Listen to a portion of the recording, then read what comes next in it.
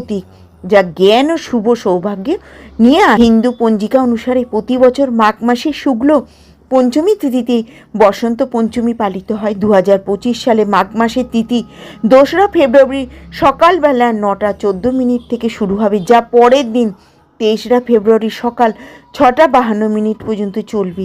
2রা ফেব্রুয়ারি রবিবার সরস্বতী পুজো উদযাপিত হবে। এই দিনে জ্ঞানের দেবী মা সরস্বতী পুজো করা হয়। মা সরস্বতীর একটি নাম। হিন্দু পঞ্জিকা অনুসারে বসন্ত পঞ্চমীর দিনে দেবী সরস্বতীর কাছে বুদ্ধি ও জ্ঞানের অর্জন করার প্রার্থনা করা হয়।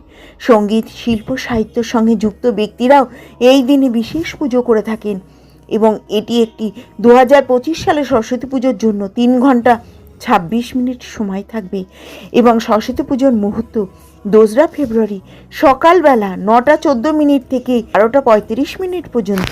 এটা সরস্বতী পুজোর শুভ মুহূর্ত।